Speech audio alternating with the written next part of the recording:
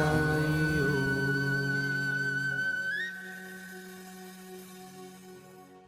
ఈ యోగేశ్వరుని జీవితము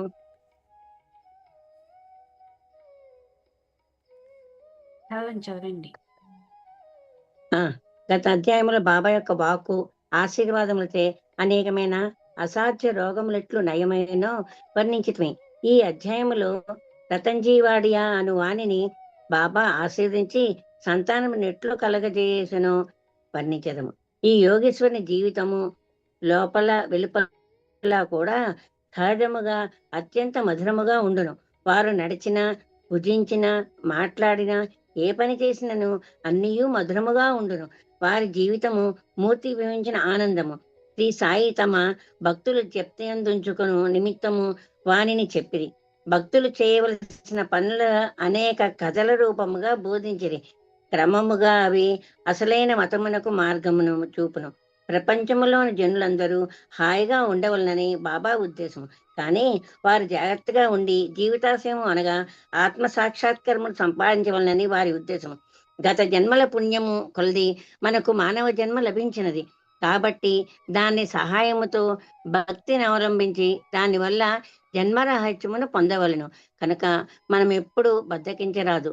ఎల్లప్పుడూ జాగ్రత్తగా ఉండి జీవితాశయమును దాని ముఖ్యోద్దేశమునైన మోక్షమును సంపాదించవలను. ప్రతినిత్యము సాయిలీలలో వినినచో నీవు శ్రీ సాయిని చూడగలవు. నీ మనస్సున వారిని రాత్రింబగళ్ళు జప్తి అందించుకొనుము. ఈ ప్రకారముగా శ్రీ సాయిని అవగాహన చేసుకొనచో నీ మనస్సులోని చాంచల్యం అంతయూ పోవును. ఇటులే కొనసాగిన ఎడల తుదకు శుద్ధ చైతన్యమునందు కలిసిపోదు. నాందేడు పట్టణ నివాసి రతంజీ. ఇక ఈ అధ్యాయం ముఖ్య కథను ప్రారంభించదము. నైజాం ఇలాకాలోని నాందేడులో పార్సీ వర్తకుడు ఒకడుండెను. అతని పేరు రతంజీ షావుర్జీ వాడియా. అతను చాలా ధనమును ఆర్జించెను. పొలములు, తోటలు సంపాదించెను. పశువులు, బండ్లు, గుర్రములు మొదలగు ఐశ్వర్యముతో తొలతొగుచుండెను. బయటకు చూచుటకు చాలా సంతోషముతో కనిపించేవాడు. కానీ లోపల వాస్తవముగా అట్లుండేవాడు కాదు. ఈ లోకమునందు పూర్తిగా సుఖముగా నున్న వారొక్కరు లేరు. ధనికుడు రతంజీ కూడా ఏదో చింతతో ఉండెను. అతడు ఔదార్యము గలవాడు, దాన ధర్మములు చేయవాడు, బీదలకు అన్నదానము, వస్త్రదానము చేయుచుండేవాడు. అందరికి అన్ని విధముల సహాయం చేయుచుండేవాడు. చూచిన వారందరినూ అతడు మంచివాడు, సంతోషంగా ఉన్నాడని అనుకుంది. కానీ రతంజీ చాలా కాలం వరకు సంతానం లేకపోవటచే నిరుత్సాహితి అయి ఉండెను. భక్తి లేని హరికథ వలె, వరుసలేని సంగీతం వలె, జందము లేని బ్రాహ్మణుని వలె, ప్రపంచ జ్ఞానము లేని శాస్త్రవేత్త వలె, పశ్చాత్తాపం లేని యాత్ర వలె, కంఠాభరణము లేని అలంకారం వలె రతంజీ జీవితం పుత్ర సంతానం లేక నిష్ప్రయోజనముగాను కళావిహీనంగాను ఉండెను. రతంజీ ఎల్లప్పుడూ ఈ విషయమును గుర్చే చింతించుచుండెను. రతంజీ తనలో తాను ఇట్లుగా అనుకొను, భగవంతుడెన్నడైనా సంతృష్టి చెంది పుత్ర సంతానం కలగజేయడా? మనస్సునందరి ఈ చింతతో అతను ఆహారం మంది రుచి కోల్పోయాను. రాత్రింబవళ్ళు తనకు పుత్ర సంతానం కలుగునా లేదా అను ఆతురతో ఉండువాడు. దాసగుణ మహారాజునందు గొప్ప గౌరవం కలిగి ఉండేవాడు.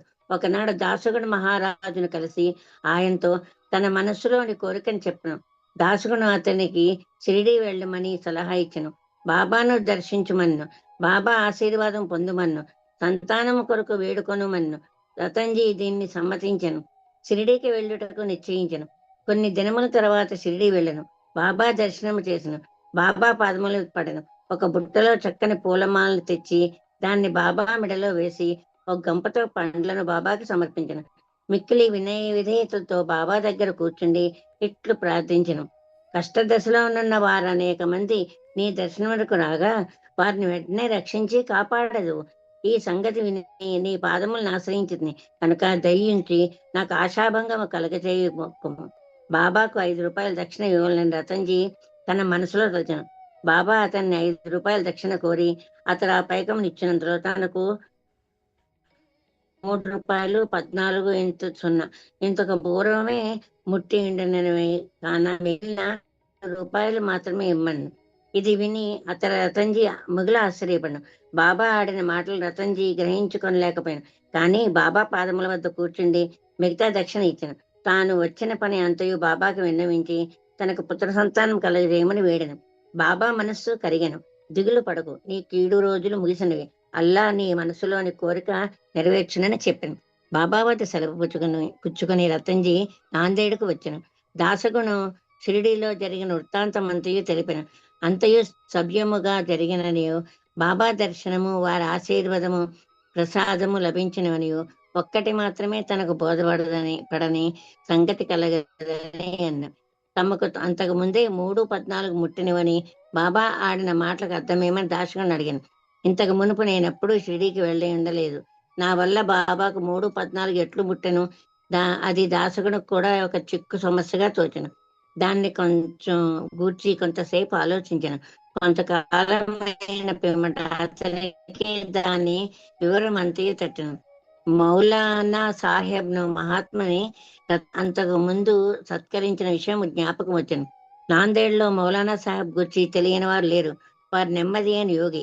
రతన్జీ షిరిడీకి పోవ నిశ్చయించగానే ఈ మౌలానా సాహెబ్ రతన్జీ ఇంటికి వచ్చింది.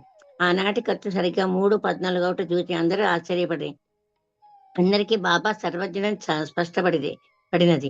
వారు షిరిడీలో ఉన్నప్పటికీ దూరములో నేమి జరుగుతుండనో వారికి తెలియచుండను. లేనిచో మౌలానా సాహెబ్కి ఇచ్చిన 3:14 సంగతి బాబాకి ఎట్లు తెలియగలదు? వారిద్దరు ఒక్కటే అని గ్రహించిరి.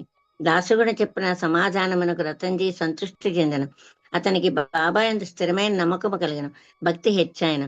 కొద్ది కాలం పిమ్మట అతనికి పుత్ర సంతానము కలిగను. ఆ దంపతుల ఆనందమునకు మితి లేకుండాను. కొన్నాళ్ళకు వారికి 12 సంతానం కలిగిరి. కానీ 4 మాత్రమే బతికిరి. ఈ అధ్యాయం చివర హరి వినాయక సాటే అనువాడు తన మొదటి భార్య కాలము చేసిన పిమ్మట 2వ వివాహం చేసుకున్నచో పుత్ర సంతానం కలుగునని బాబా ఆస్వాదించిన కథ గలదు. అట్లే 2వ భార్య వచ్చిన పిమ్మట వారికి 2 కుమార్తెలు కలిగిరి. అతడు నిరుత్సాహము చెందను. కానీ బాబా మాటలన్నిటికీ అది సత్యము కానేరవు. 3వసారి అతనికి కొడుకు పుట్టెను. ఇట్లు బాబా వాక్యం నిజమైంది. అంతనతడు మిక్కిలి సంతృష్టి చెందెను. దక్షిణ మీమాంస. దక్షిణ గురించి క్లుప్తముగా చెప్పి ఈ అధ్యాయమును ముగించెదము. బాబా తమను చూచుటకు వెళ్లిన వారి వద్ద నుండి దక్షిణ పుచ్చుకుంటే అందరికీ తెలిసిన సంగతే. బాబా ఫకీర్ అయినచో, వారికి దేని యందు అభిమానం లేకున్నచో వారు దక్షిణ ఎందుకు అడగవలను? వారి ధనము నేల కాక్షించవలనని ఎవరైనా అడగవచ్చును. దీనికి పూర్తి సమాధానం ఇది. మొట్టమొదట బాబా ఏమీ పుచ్చుకొనిడి వారు కారు. కాల్చిన అగ్గి పుల్లలను జాగ్రత్త పెట్టుకుని జోబులో వేసుకునేది వారు. భక్తులను గాని తదితరులను గాని బాబా ఏమీ అడిగేది వారు కారు. ఎవరైనా ఒక నొక కానీ కానీ గాని 2 కాసులు కాని ఇచ్చినచో వానితో నూనె పొగాకు కొనడివారు. బీడీ గాని చిలుము గాని పీల్చేవారు. రక్తహస్తములతో యోగులను చూడరాదని కొందరు 1 గాని 2 గాని పైసలను బాబా ముందర పెట్టేవారు. ఒక్క కాని ఇచ్చినచో బాబా జోబులో ఉంచుకొనివారు. అర్ధణ అయినచో తిరిగి ఇచ్చేడివారు. బాబా కీర్తి అన్ని దిశలకు వ్యాపించిన తర్వాత అనేక మంది బాబా దర్శనముకై గుంపులుగా రాజొచ్చిరి. అప్పుడు బాబా వారిని దక్షిణ అడుగుచుండెను. దేవుని పూజ యందు బంగారు నాణము లేదే ఈ పూజ పూర్తి కాదు అని వేదము చెప్పుచున్నది. దేవుని పూజ యందు నాణం అవసరమైనచో యోగుల పూజలు మాత్రమేలా ఉండరాదు? శాస్త్రముల్లో కూడా ఏమని చెప్పబడిందో వినుడు. భగవంతుని, రాజుని, యోగిని, గురుని దర్శించుటకు పోయినప్పుడు రిక్తహస్తములతో పోరాదు. నాణము గాని డబ్బు గాని సమర్పించవలను. ఈ విషయం గురించి ఉపనిషత్తులు ఏమని ఘోషించుచున్నవో చూచెదము. బృహదారణ్యకోపనిషత్తులో ప్రజాపతి దేవతలకు, మానవులకు, రాక్షసులకు దా అను అక్షరమును బోధించను. ఈ అక్షరం వల్ల దేవతలు దమము అవలంబించవలని గ్రహించని. అనగా ఆత్మను స్వాధీనమందు ఉంచుకొనుట. మానవులు ఈ అక్షరమును దానముగా గ్రహించని. రాక్షసులు దీన్ని దయ అని గ్రహించని. దీన్ని బట్టి మానవులు దానము చేయవలని నియమం ఏర్పడింది. తైత్తిరీయోపనిషత్తు దానము మొదలగు సుగుణములను అభ్యసించవలనని చెప్పును. దానము గట్టి విశ్వాసముతోనూ, ధారాళముగాను, అణువకతోనూ, భయముతోనూ, కనికరముతోనూ చేయవలను. భక్తులకు దానము గూర్చి బోధించుటకు, ధనమందు వారికి గల అభిమానమును పోగొట్టుటకు, వారి మనములను శుభ్రపరచుటకు బాబా దక్షిణ అడుగుచుండెను. కానీ ఇందులో ఒక విశేషమున్నది. బాబా తాము పుచ్చుకున్న దానికి 100 రెట్లు తిరిగి ఇవ్వవలసి వచ్చుండెను. ఇట్లా అనేక మందికి జరిగాను. దీనికి ఒక ఉదాహరణము గణపతిరావు బోడసేను ప్రముఖ నటుడు తన మరాఠీ జీవిత చరిత్రలో గడియ బాబా దక్షిణ అడుగుచుండట చేత ధనము ఉంచుకొని సంచి తీసి బాబా ముందు కుమ్మరించిననియు, దీనికి ఫలితముగా ఆనాటి నుండి తన జీవితంలో ధనమునకు ఎట్టి లోటు లేకుండాననియు వ్రాసను. ఎల్లప్పుడూ కావలసిన ధనము గణపతిరావు బోర్డర్స్ కు దొరుకుతుండెను. బాబా దక్షిణ అడిగినప్పుడు ధనమే ఇవ్వక్కర్లేదన్న అర్థము కూడా పెక్కు సంఘటనల వల్ల తెలియచున్నది. దీనికి 2 ఉదాహరణలు. బాబా 15 రూపాయలు దక్షిణ ఇమ్మని ప్రొఫెసర్ జీవి నార్కెన్ అడగగా, అతను తన వద్ద దమ్మిడి అయినా లేదన్న. దానికి బాబా ఇట్లను, నీ వద్ద ధనము లేదని నాకు తెలియను, కానీ నీవు యోగా వశిష్టం చదువుచున్నావు కదా, దాని నుంచి నాకు దక్షిణ ఇమ్ము. దక్షిణ అనగా ఇచ్చటి గ్రంథము నుంచి నేర్చుకున్న విషయములను జాగ్రత్తగా హృదయములో దాచుకునమని అర్థము. 2, ఇంకొకసారి తర్ఖండ్ భార్యను 6 రూపాయలు దక్షిణ ఇమ్మని బాబా అడిగాను. తన వద్ద పైకము లేకుండాటిచే ఆమె మిగులు చిన్నపోయాను. అప్పుడు అక్కడనే ఉన్న ఆమె భర్త బాబా వాక్కులకు అర్థము చెప్పాను. తన 6 శత్రువులను, కామ క్రోధ లోబాదులను తమకు పూర్తిగా సమర్పించవలనని బాబా భావమని అర్థించను. దానికి బాబా పూర్తిగా సమ్మతించను. బాబా దక్షిణ రూపంగా కావలసినంత ధనం వసూలు చేసినప్పటికీ దాన్నంతయు వారు ఆనాడే పంచిపెట్టుచుండరి. ఆ మరుసటి ఉదయమునకు బాబా మామూలు పేద ఫకీరగుచుండెను. 10 సంవత్సరముల కాలము వేల కొలది రూపాయలను దక్షిణ రూపముగా పుచ్చుకొనెను. మహాసమాధి చెందునాటికి 7 రూపాయలు మాత్రమే వారికెంత మిగిలిన. వేయేల బాబా దక్షిణ పుచ్చుకొనుటకు భక్తులకు దానమును త్యాగమును నేర్పుట కొరకే. దక్షిణ గూర్చి ఇంకొక వర్ణన. బీవీ దేవ్ ఠాణా నివాసి, ఉద్యోగ విరమణ చెందిన మామల్తాదారు, బాబా భక్తుడు. దక్షిణ గూర్చి ఆయన శ్రీ సాయిలీలా మాసిక పత్రికలో ఇట్లు రాసి ఉన్నారు. బాబా అందరినీ దక్షిణ అడుగువారు కారు, అడగకుండా ఇచ్చినచో ఒక్కొక్కప్పుడు పుచ్చుకొనడివారు, ఇంకొకప్పుడు నిరాకరించువారు. బాబా కొంతమంది భక్తుల వద్ద దక్షిణ అడుగుచుండెను. బాబా అడిగినచో ఇచ్చేదమను వారి వద్ద బాబా దక్షిణ పుచ్చుకొనడివారు. తమ ఇష్టమునకు వ్యతిరేకంగా ఎవరైనా దక్షిణ ఇచ్చినచో బాబా దాన్ని ముట్టుకునేవారు కారు. ఎవరైనా దక్షిణ తమ ముందు ఉంచినచో దాన్ని తిరిగి తీసుకుని పొమ్మనుచుండేది. బాబా అడిగాడు, దక్షిణ పెద్ద మొత్తములో కానీ చిన్న మొత్తములో కానీ భక్తుల కోరికలు, భావము, వసతి బట్టి ఉండను. స్త్రీలు పిల్లల వద్ద కూడా బాబా దక్షిణ అడుగుచుండెను. వారందరూ ధనికులను కాని అందరూ బీదలను కాని దక్షిణ అడగలేదు. తాము అడిగిన దక్షిణ ఇయ్యమని వారిపై బాబా కోపించి ఉండలేదు.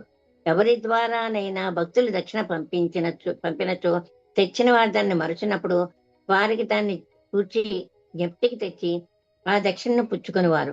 ఒక్కొక్కప్పుడు చెల్లించిన దక్షిణ నుంచి కొన్ని రూపాయలు తిరిగి ఇచ్చి పూజలో పెట్టుకొనమనేవారు. దీనివల్ల భక్తులకి మిక్కిలి ప్రయోజనం కనిపించుండెను. అనుకున్న దానికంటే ఎక్కువ ఇచ్చినచో కావలసిన దాన్ని ఎంచుకొని మిగతా దాన్ని తిరిగి ఇచ్చివేయుచుండేది. ఒకప్పుడు భక్తులను కొనిన దానికంటే ఎక్కువగా ఇవ్వమంచుండేది వారు. లేదనచో ఎవరి వద్దనైనా బదులు పుచ్చుకొని కానీ అడిగి తీసుకొని కానీ ఇవ్వమంచుండేది. కొందరి వద్ద నుంచి ఒకే రోజు 3-4 సార్లు దక్షిణ కోరుచుండేది. దక్షిణ రూపముగా వసూలైన పైకము నుంచి బాబా కొంచెం మాత్రమే చిలుమునకు దుని కొరకు ఖర్చు పెట్టుచుండేది. మిగతా దాన్నంతయు బీదలకు దానము చేయుచుండేది వారు. 50 రూపాయలు మొదలు 1 రూపాయి వరకు ఒక్కొక్కరికి నిత్యము దానము చేయుచుండేది వారు. షిరిడీ సంస్థానంలో ఉన్న విలువైన వస్తువులన్నీ రాధేకృష్ణమాయి సలహా చే భక్తులకి తెచ్చి ఇచ్చిరి. ఎవరైనా విలువైన వస్తువులు తెచ్చినచో బాబా వారిని అడిగారు. నానాసాహెబ్ చందోర్కర్ తో తన ఆస్తి అంతయు ఒక కౌపీనము, ఒక విడిగుడ్డ, ఒక కఫిని, ఒక తంబిరేలు, గ్లాసు మాత్రమే కనియు అయినప్పటికీ భక్తుల అవసరమైన నిష్ప్రయోజనమైన విలువైన వస్తువులు తెచ్చుకుతున్నారని అనుచుండేది వారు. మన పారమార్థికమునకు ఆటంకములు 2 గలవు. మొదటిది స్త్రీ, రెండవది ధనము. షిరిడీలో బాబా ఈ 2 సంస్థలను నియమించి ఉన్నారు. అందొకటి దక్షిణ, రెండవది రాధాకృష్ణమాయి. తన భక్తులు ఈ రెండింటిని ఎంతవరకు విడిచిపెట్టరో పరీక్షించుటకై బాబా వీరిని నియమించను. భక్తులు రాగానే దక్షిణ అడిగి పుచ్చుకుని బడికి రాధాకృష్ణమాయి గృహమునకు పంపుచుండది. ఈ 2 పరీక్షలకు తట్టుకొనగా, అనగా కనకమందు కాంతయందు అభిమానం పోయిందని నిరూపించినప్పుడే బాబా దయ వలన, ఆశీర్వాదం వలన వారి పారమార్థిక ప్రగతి శీఘ్రమొకట దృఢపడుచుండను. భగవద్గీతలోను ఉపనిషత్తులోను పవిత్రమైన స్థలమందు పవిత్ర నాకు ఇచ్చిన దానము ఆ దాత యొక్క యోగక్షేమములకు అధికముగా తోడ్పడనని ఉన్నది. షిరిడీ కన్నా పవిత్ర స్థలం ఏది? అందున్న దైవము సాయిబాబా కన్నా మిన్న ఎవరు? 14వ అధ్యాయము సంపూర్ణం. సద్గురు శ్రీ సాయినాథ్ పరమస్తు. శ్రీ సచ్చిదానంద సద్గురు సాయినాథ్ మహారాజ్ కి జై.